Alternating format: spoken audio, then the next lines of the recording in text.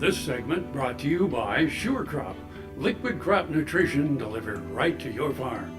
We're back. Now we learn about the industry's progress in animal pain management with Duane Toews and Tim Parks. Duane Toews joining you once again here on Ag AM in Kansas, and an opportunity to catch up with Dr. Tim Parks, Merck Animal Health. And Tim, we think about one of the issues within the industry that's gaining some importance and relevance within the industry of beef cattle is pain management, and that's really kind of a new concept for guys to think about. Yeah, pain management's been around. It's been a topic for several years now. But if we think back to BQA and what the goals of BQA were, it's trying to help us as producers, us as veterinarians, educate the consumer. And there's the disconnect that we have between the consumer and what we're doing out here.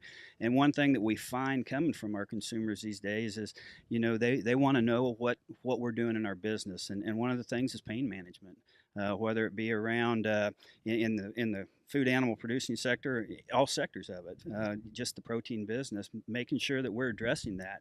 And it's also a topic that within the industry has really come to become a highlight.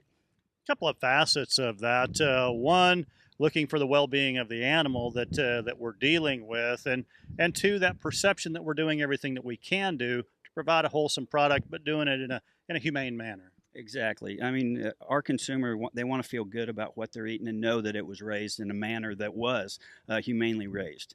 And I think as an industry, we've seen it in Europe, we've seen it in Canada, where we've seen regulations come into play, and it's within the industries now, but it's coming to the top of the industry to where we're really wanting to try to get on top of this and address concerns around pain. One of the issues we've had though is the use of pain meds in food animal production has been in an extra label drug use manner. We just haven't had anything that's been approved for use in animals. So until last year, July last year, when Banamine Transdermal was approved, that was the first product that really had a pain claim associated with foot rot that we saw for food animal. So when it comes to using pain meds, it's extra label drug use, which means it has to be under the direction of a veterinarian, and that veterinarian and that producer are assuming the risk of any residues that may come about from the procedures that they're doing.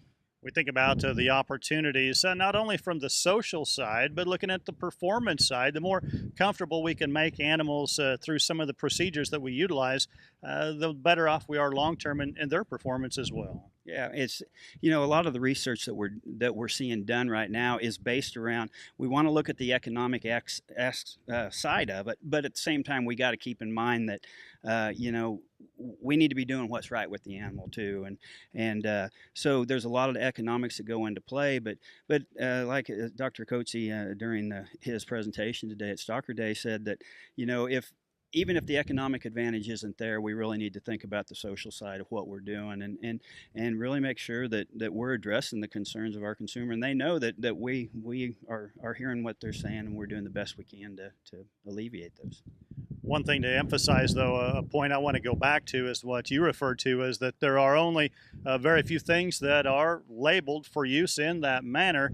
It's a matter of pharmaceutical companies working with FDA, USDA, and all those parameters. Currently, Merck Animal Health with Banamine Transdermal, really the only product at this point.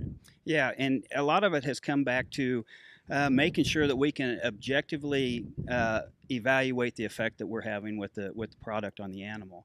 And with the pain claim associated with foot rot that we had with Banamine Transdermal, that was achieved by being able to really pick up some measurements, looking at contact area, looking at pressures via a big pressure mat that we're able to walk animals across. And it was very effective in showing the benefit of treatment of foot rot with the product.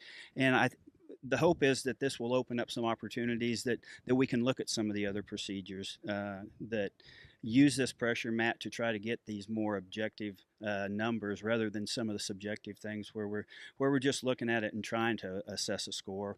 We're actually able to get some numbers that we can put down on paper and repeat. Our thanks to Dr. Tim Parks joining us here on Ag AM in Kansas. Jamie, we'll send it back to you. Thanks, Duane. Come back after the break for this week's Kansas Farm Bureau update. Valley Vet Supply is devoted to providing information and professional quality products at reasonable prices.